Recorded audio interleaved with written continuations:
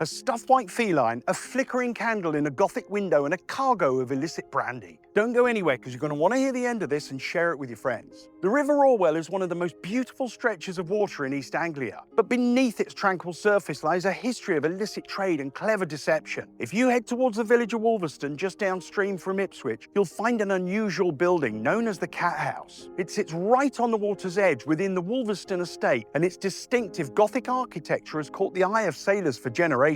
While it looks like a charming ornamental cottage today, its origins are tied to the dangerous world of 18th century smuggling. I'm standing on the very spot where the river current pulls close to the bank, a perfect place for shadows to move unnoticed. The cottage was originally built as a decorative lodge, but it soon became the vital nerve centre for the region's free traders. The local legend, which is well documented in our regional maritime history, centres on a very specific resident and her feline companion. The story goes that the occupant was a woman who was deeply sympathetic to the local smuggling trade. At a time when the king's revenue men were constantly patrolling up and down the River Orwell, communication was a matter of life or death. The smugglers needed a way to know when the coast was clear to bring their contraband ashore here. The woman at the cat house devised a brilliant and simple signal. She owned a large white cat, and whenever the revenue men were nowhere to be seen, she placed the cat on the windowsill facing the river.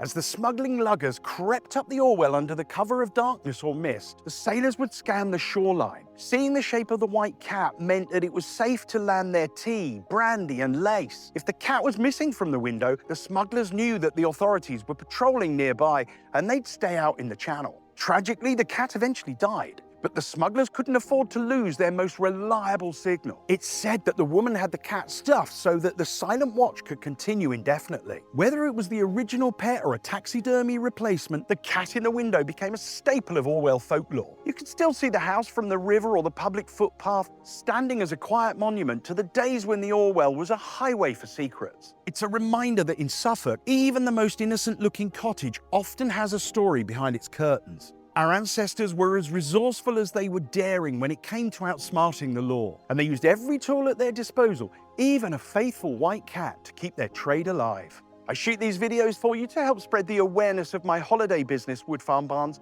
by sharing historic stories of Suffolk. Some you'll have heard of, some you won't, but I bet you can think of a few people that might find this interesting. Why not share it with them and subscribe to our channel for more content just like this?